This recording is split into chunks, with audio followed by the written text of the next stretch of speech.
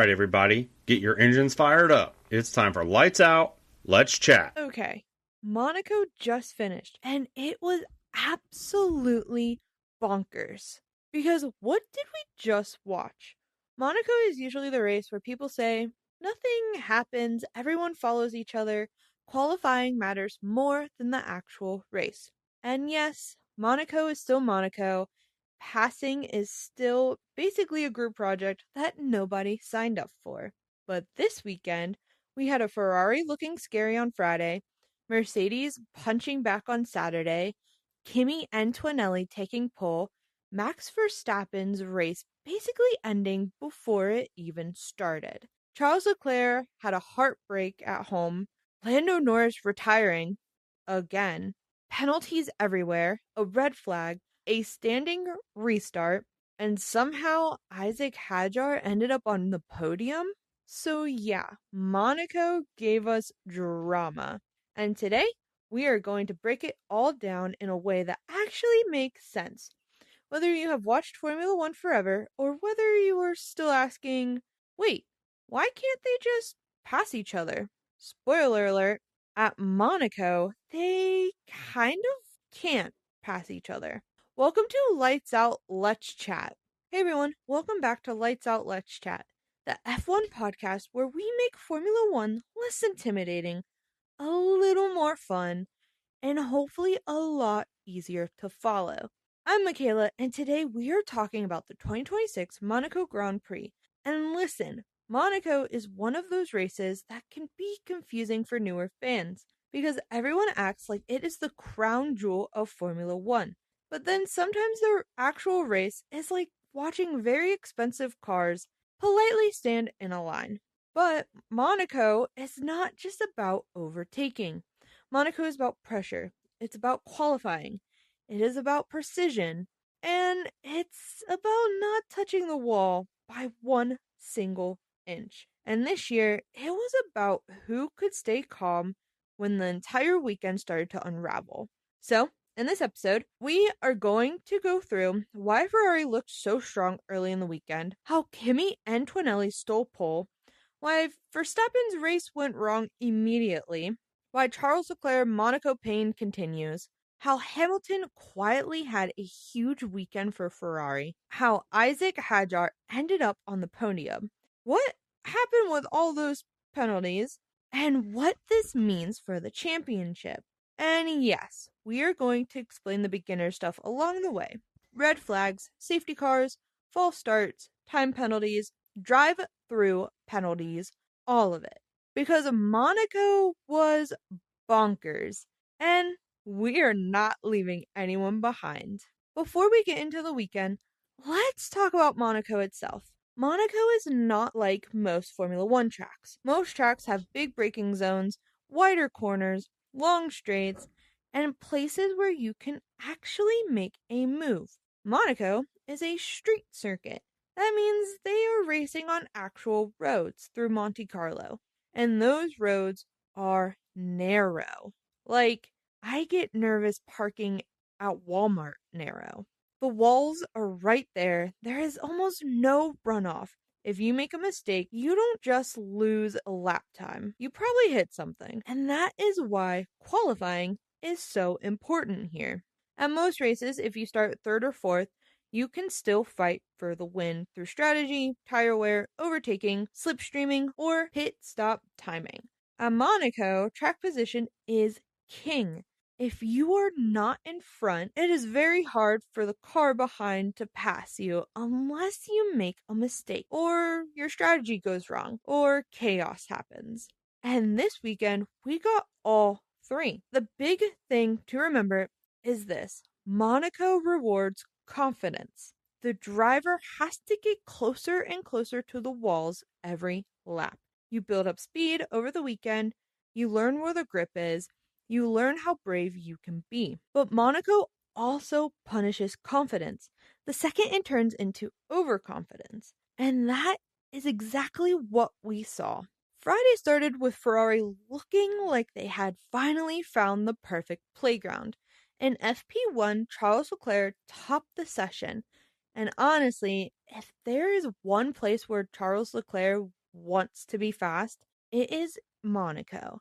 He is the home driver. The crowd is behind him, every camera is on him, and every single year it feels like Monaco gives him just enough hope before finding a new and creative way to hurt his feelings. Lewis Hamilton was right behind him in P2, which made Ferrari look dangerous. And that is important because Ferrari has had weekends this season where they looked good, but not necessarily like the team to beat. Monaco is different because you do not need the best car everywhere. You need a car that works in slow corners, gives the driver confidence, and lets them attack the walls. And on Friday, Ferrari looked like that car. For my beginners, practice sessions do not decide the race results. They are not qualifying. Nobody gets points for being fastest in practice.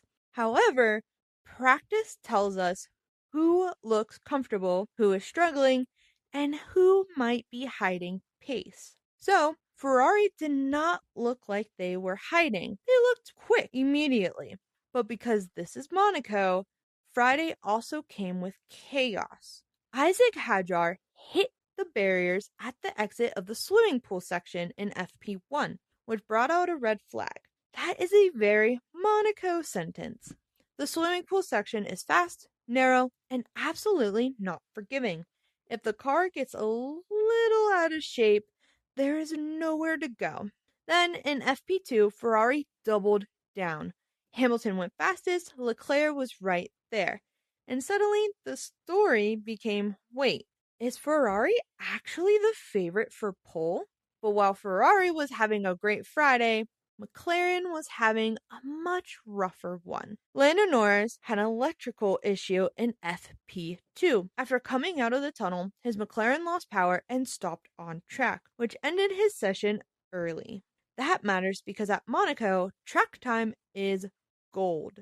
Every lap helps the driver build confidence. Losing practice time is not just inconvenient, it can affect the whole weekend. So, by the end of the day Friday, the vibes was Ferrari looks fast, Mercedes looks close, McLaren looks uncomfortable, Red Bull is still there, but obviously not dominating.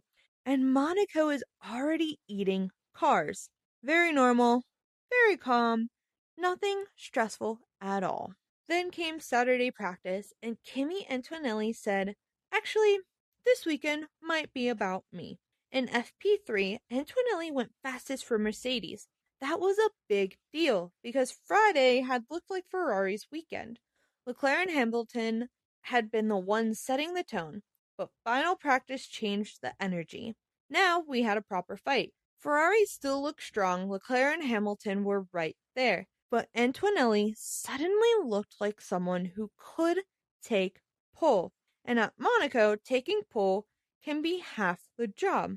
This is where Monaco gets really interesting. Sometimes the faster car over a race distance is not the most important thing.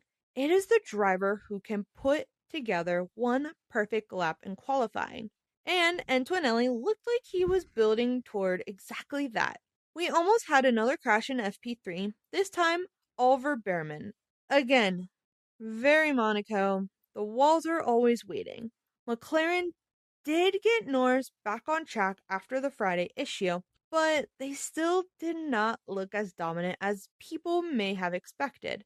And that mattered because Norris came into the weekend as a defending Monaco winner. So there was definitely attention on him. By the time we got to qualifying, the story had changed from Ferrari has this to wait, Mercedes might steal this. And then qualifying happened.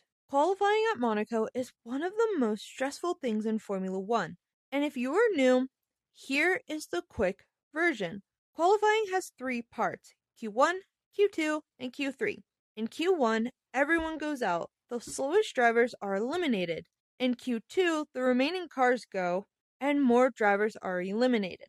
Then, Q3 is the top 10 shootout for pole position. At Monaco, Q1 is especially chaotic because traffic is a nightmare. Imagine trying to set the fastest lap of your life while 21 other cars are also on track. Everyone is trying to find space, nobody wants to be blocked, and the walls are basically breathing on you. That was Q1. Everyone rushed out early because the track was evolving. That means the track gets faster as more rubber goes down. So the later laps can be better, but if you wait too long, a red flag or traffic can ruin everything. Charles Leclerc looked fast right away. Lando Norris was up there early. Antonelli was in the mix. Verstappen had some traffic and was not immediately where you expect him to be. Then Gabriel Bortoleto crashed, which brought out a red flag. And at Monaco, a red flag in qualifying is panic in capital letters. If you are near the drop zone and the session gets stopped, you lose time. You lose rhythm. You might not get another clean lap. And because the track is so short and crowded, one mistake can trap a bunch of drivers.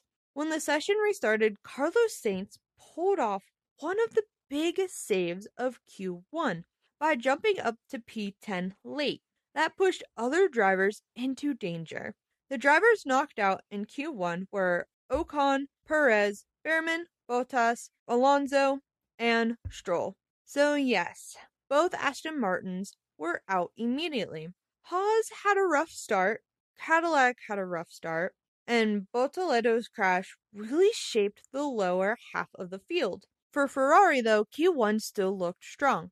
For everyone else, it was basically survive and advance. Q2 started with pit lane drama because, of course, it did. Williams was noted for a possible unsafe release after Carlos Sainz was nearly sent into the path of Max Verstappen. The FIA later decided no further action was needed. It was one of those Monaco moments where everyone watching goes, please do not turn qualifying into bumper cars. Then Max Verstappen woke up. But to that point, Verstappen had not looked like the obvious pole favorite. Ferrari had looked strong, Mercedes had looked strong, but Verstappen went fastest in Q2, and suddenly the entire mood shifted. Because this is Max Verstappen. You can never fully count him out, especially at a track where driver confidence matters so much. Another big story in Q2 was Isaac Hadjar. Hadjar went P3 in the session, which was seriously impressive. Monaco is not an easy place to look confident, especially after having a crash earlier in the weekend. But he looked sharp, especially through the sections where the driver has to trust the car and commit. George Russell, meanwhile, did not look nearly as comfortable as Antonelli. He made it through, but it never felt smooth. The Q2 eliminations were Albon, Sainz, Hulkenberg, Colapinto, Lindblad, and Bololento. That meant Q3 would be Antonelli, Verstappen, Hamilton, Leclerc, Hadjar, Russell, Piastri, Norris, Gasly, and Lawson. And now, the fight for pole was on. Q3 at Monaco is where the pressure gets ridiculous. This is not just who has the fastest car. This is who can put the car exactly where it needs to be for one lap without touching the wall, without traffic, without locking up, without braking too hard. The first runs had Antonelli on top. Verstappen was insanely close. Hamilton was right there. Leclerc was trying to find that home race magic, and for a moment, it felt like Ferrari might still have a shot. Hamilton looked really strong. Leclerc had speed, but the lap was not coming together cleanly. Then the final runs happened. Leclerc put himself into provisional pole, and you could feel the Monaco crowd start to believe. And honestly, every time Charles Leclerc is close to something special in Monaco, I get nervous on his behalf, because this race has given that man emotional damage. Then Verstappen went ahead. For a second, it looked like Red Bull had stolen Monaco pole. And then Antonelli delivered the lap. That was pole position. And not just any pole position. His first Monaco pole. A massive statement from a young driver who is already leading the championship and looking way too calm for someone dealing with this much pressure. Then Leclerc tried to answer, pushed right to the limit, clipped the wall, and had to abandon the lap. Monaco, heartbreak again. The final top 10 in qualifying was Kimi Antonelli on pole for Mercedes, Max Verstappen second for Red Bull, Lewis Hamilton third for Ferrari, Charles Leclerc fourth for Ferrari, Isaac Hadjar fifth for Red Bull, George Russell sixth for Mercedes, Oscar Piastri seventh for McLaren, Lando Norris eighth for McLaren, Pierre Gasly ninth for Alpine, and Liam Lawson 10th for Racing Bulls. For Ferrari, it was painful. Friday looked like their day, but pole went to Mercedes. For Antonelli, it was huge. And at Monaco, once you start on pole, the race becomes yours to lose. Okay, quick reset. Going into the race, the front of the grid looked like this. Antonelli P1, Verstappen P2, Hamilton P3, Leclerc P4, Hadjar P5. At a normal track, you would say, great. Now let's see who has race pace. At Monaco, you say, okay, who survives turn 1? Who nails the strategy? And who avoids disaster? And disaster showed up immediately. The race started and the biggest shock happened right away. Max Verstappen did not get away properly. From the front row at Monaco, that is basically a nightmare. If you are starting second, your best chance is usually to get a better launch than the pole sitter and try to challenge it into turn 1. But Verstappen had a problem immediately, and his race was effectively over before it ever began. He eventually retired without completing a single race lap. Now that completely changed the race. Antonelli was now clear at the front. Hamilton moved into a much stronger position. Leclerc was still in the fight. Hadjar had a real opportunity, and Red Bull had gone from maybe challenging for the win to losing Verstappen right away. For the championship, that is brutal. For the race, it gave Antonelli breathing room. And for everyone watching, it was one of those moments where you just stared at the screen like, wait, did that really just happen? Yes, it did. After the start chaos, the race settled into what we all know as the Monaco train. And if you are new, the Monaco train is exactly what it sounds like. Cars are lined up behind each other, but nobody can really pass. Even if the car behind is faster, Monaco does not give you much room to do anything with that pace. So, instead of constant overtakes, the race becomes about strategy, tire management, pit stop timing, and pressure. Antonelli controlled the race from the front. Hamilton stayed close enough to matter, but not close enough to make an easy move. Leclerc was trying to stay in the conversation. Hadjar was hanging around in a position where a podium was possible if the race came to him. McLaren, though, never really looked like the McLaren we expected. Piastri was still in the hunt, but Norris's weekend kept going from bad to worse.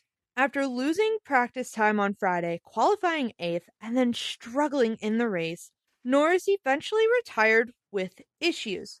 That left Piastri as McLaren's main hope, and he ended up finishing 4th. If you were McLaren, Monaco was definitely not the weekend you wanted. Now we need to talk about penalties, because this race turned into a penalty buffet. And I promise we are going to make this simple. First, pit lane speeding. The pit lane has a speed limit. Drivers basically have a button that helps limit their speed, but they still have to get it right. If they go too fast, they can get a time penalty. At Monaco, that is especially painful because the pit lane is so tight.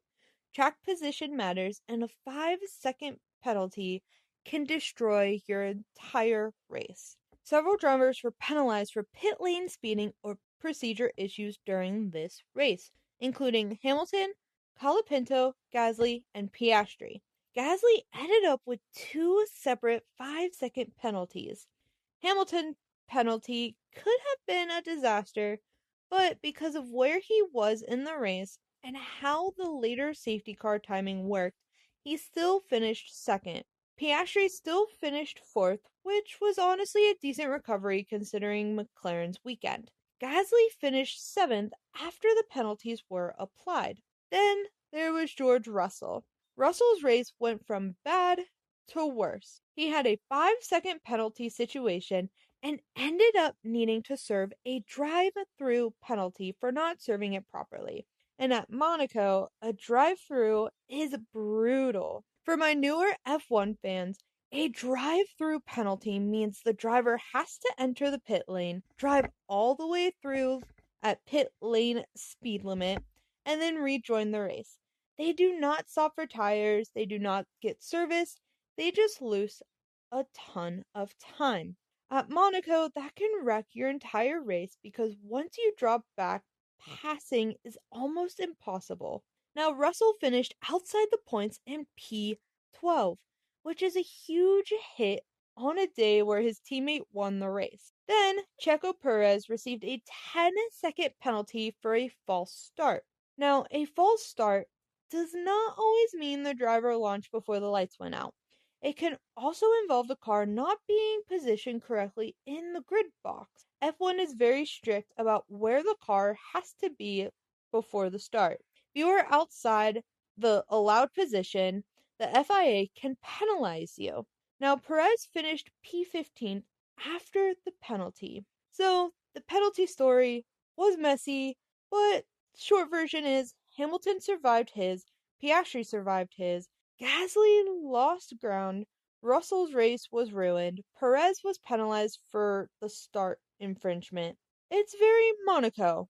Very chaotic, very I need a spreadsheet. Then came the late race chaos. Lance Stroll crashed, which brought out the safety car. Now, a safety car comes out when there is a danger on the track, like a crash, debris, or something that needs marshals nearby.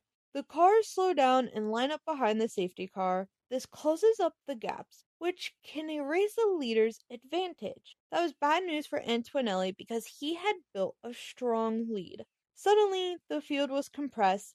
Things got worse. As the race restarted, Charles Leclerc crashed at the final corner around the same area, and that brought out another safety car before the race red flagged. And honestly, this was just painful. Leclerc at Monaco is already one of the most stressful storylines in Formula One.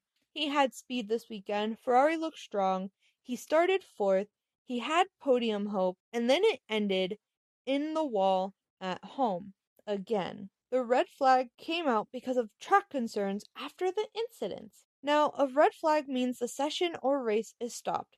The cars usually return to the pit lane and everything pauses while the issue is handled.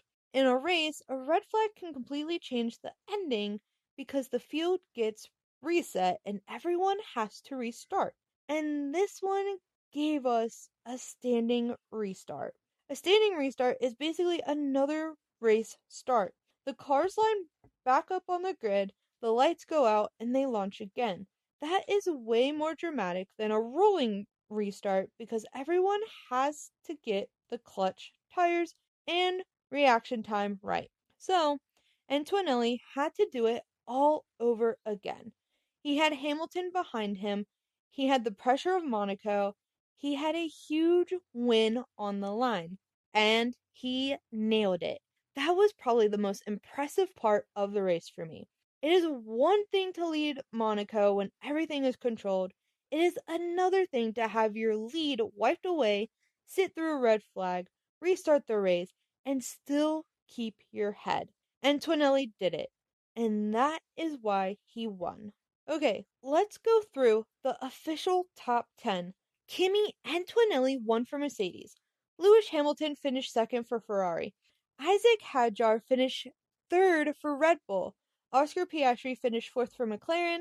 Liam Lawson finished fifth for Racing Bulls. Lindblad finished 6th for Racing Bulls, and Gasly finished 7th for Alpine. Alex Albon finished 8th for Williams, Ocon finished 9th for Haas, and of course, Fernando Alonso finished 10th for Aston Martin. That is a wild top 10. Let's start with the winner, Kimi Antonelli. This was honestly a statement win. He took pole, he controlled the race, he handled the safety car, he handled the red flag, he handled the standing restart, and he took his 5th win of the season. That is not just young driver with potential stuff anymore. That is championship leader stuff. Hamilton in second was also huge. Ferrari did not get the win they probably dreamed of after Friday, but Hamilton drove a clean, smart race and brought home a major podium. And for Ferrari, on a weekend where Leclerc crashed out, those points matter. Then Hadjar in third. What a result! He had a rough start to the weekend with the practice crash, but he put himself in position in qualifying, stayed alive in the race, and even with the post race investigation hanging over him, he kept the podium. For a driver still building his F1 story, a Monaco podium is massive. Now, Piastri in fourth was a good recovery job for McLaren. It was not the weekend they wanted, but fourth is still important for damage control. And Racing Bulls finished 5th and 6th with Larson and Lindblad. That is a huge day for them. Monaco can create wild results, but you still have to be there to take them. Now, let's talk about the rough side. Max Verstappen, there is not much you can do when the car does not launch and then retires immediately. That is just pain. Starting on the front row at Monaco is one of the biggest opportunities of the season, and it disappeared before the race really begun. For the championship, that hurts badly. Now, for Lando Norris, this was a nightmare weekend for our world champion. Electrical issues in FP2, not enough comfort in qualifying, started 8th and then retired in the race. For a defending Monaco winner, that is a brutal weekend. And as a McLaren fan, it broke my heart seeing this. Now, Charles Leclerc, I do not even know what to say anymore. Monaco and Charles Leclerc continue to have the most dramatic relationship in Formula One. He had the pace, Ferrari looked strong, the crowd wanted it, he nearly had pole in qualifying, and then the wall cost him. In the race, the late crash ended everything. It was one of those weekends where you can see how close it was to being special, and that honestly kind of makes it worse. Now, George Russell. This one was rough because his teammate won, Antonelli took pole, won the race, and extended his championship lead. Russell finished P12 after penalties and another difficult weekend. That is the kind of result that can really hurt inside the team. And then, of course, Aston Martin. They had both cars out in Q1. Stroll crashed in the race, and Alonso only picked up 1 point. That is not the weekend they wanted.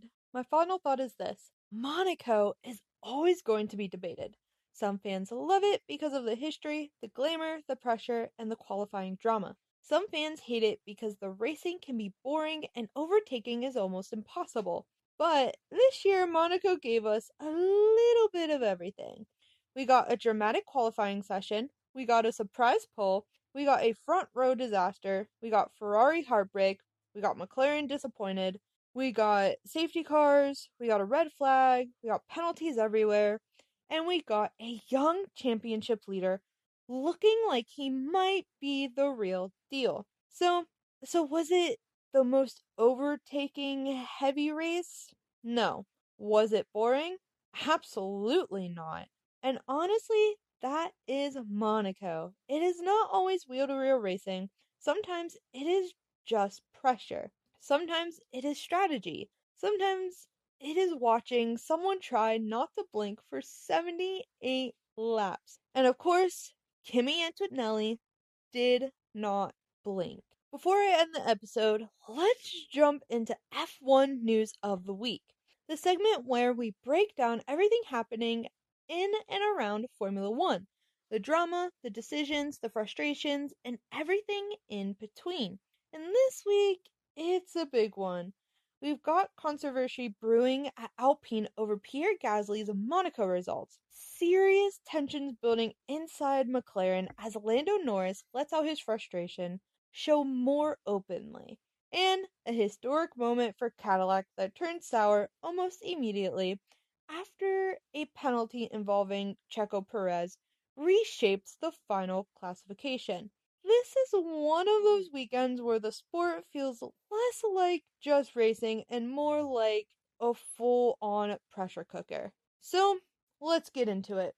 We start with Alpine, and honestly, this is one of those situations where you can already feel the tension rising behind the scenes. Pierre Gasly's Monaco weekend ended in frustration after what Alpine believed was a missed opportunity due to a questionable incident decision. And now, Alpine have officially requested a right of review from the FIA. Now, for anyone newer to F1, a right of review is basically when a team says, we believe that there is new evidence or something was not properly considered, and we want you to look at the decision again. And that alone tells you how serious Alpine are taking this. Because teams don't usually push for this unless they genuinely feel something went wrong. What Alpine are arguing, from Alpine's perspective, the key point is that Gasly's Monaco result and potential points finished may have been impacted by a ruling they believe was either not fully consistent with racing standards or missing key on-board evidence. And in Monaco, where overtaking is already incredibly limited, track position is everything. One decision completely defined your race. So, if Alpine feels Gasly was disadvantaged even slightly, they're going to push hard on it. The bigger picture is super interesting because even if Alpine succeed in getting the review, the FIA rarely overturns results unless something very clear emerges. So, this isn't about changing a finishing position. It's about persistent consistency and FIA and Alpine making a statement that they're not going to accept borderline calls anymore. And honestly, that's the real story here. Because Alpine this season have been trying to rebuild momentum, rebuild confidence, and rebuild their identity. And moves like this show a team that's starting to get more aggressive in how they fight for results. My take, from a racing perspective, you can see both sides. Alpine obviously feel hard done by, but the FIA also has to be incredibly careful about reviewing outcomes after the fact. Still, this kind of intentional push that sometimes signals a team becoming more competitive mentally before they become competitive on track.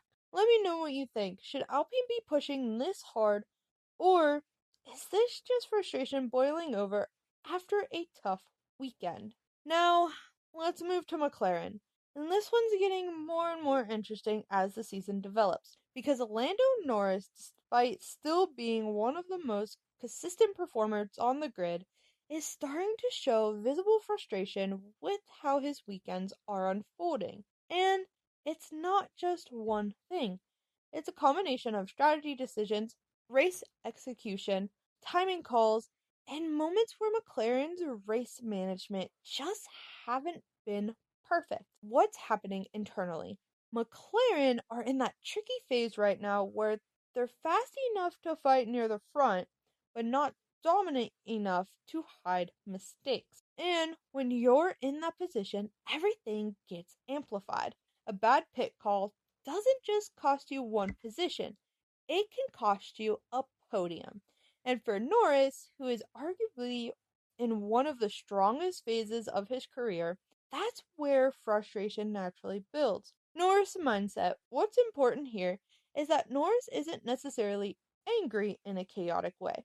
It's more controlled frustration. He knows he can win races. He knows he can fight at the front, but he also knows that in modern F1, execution wins championships just as much as raw pace. And right now, McLaren haven't been perfect. Team dynamic pressure, and this creates a very delicate internal situation.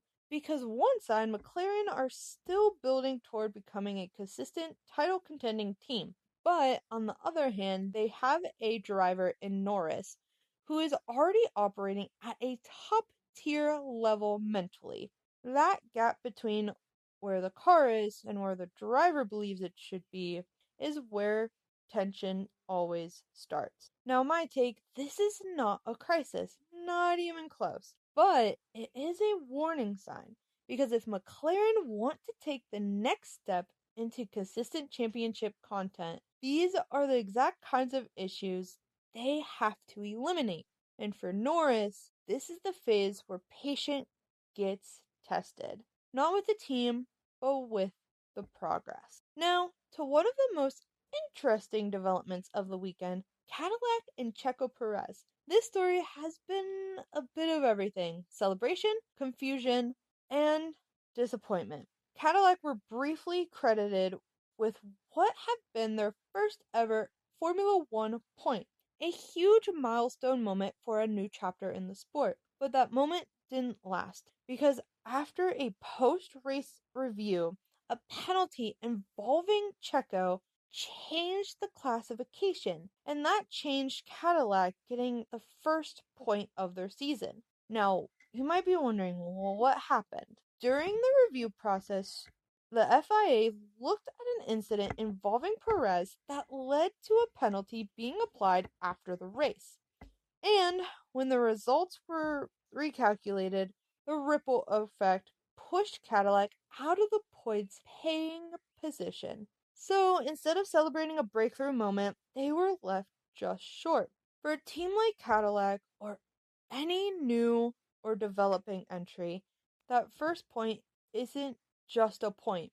It's validation, momentum, sponsor storytelling, an internal moral boost. So losing it after thinking you had it, that stings more than a normal point swing. And of course, anytime Perez is involved in a penalty story, it adds attention because he's one of the most midfield to front transition drivers on the grid. Whether you think the penalty was fair or not, the outcome is the same. A reshuffling of results that had real consequences for multiple teams. But now my take is this is one of those situations where the sport's political side clashes with the emotional side. Because Cadillac did nothing wrong in the team of execution. They simply got caught in the ripple effect of the FIA decision. And that's F1 sometimes. You can do everything right and still lose the moment. What ties all three of these stories together this week is pressure. Alpine pushing the FIA to re-examine decisions, Norris pushing McLaren to match his level, Cadillac being pushed out of history by a penalty reshuffle. Different teams, different situations, same theme. Pressure in Formula One doesn't just come from speed, it comes from decisions. And this week's decisions have been just as important as lap times. That is it for today's Monaco Grand Prix recap. If you enjoyed this episode, make sure you follow or subscribe to Lights Out, Let's Chat. Whether you are listening and if you are watching on YouTube, like the video, leave a comment and tell me this. Was Monaco actually exciting this year, or are we all just emotionally attached to chaos? Also, who had the better weekend in your opinion? Antonelli for the win, Hamilton for the podium, or Hadjar for the surprise P3? Thank you so much for hanging out with me. I will see you next time. Until then, lights out, let's chat.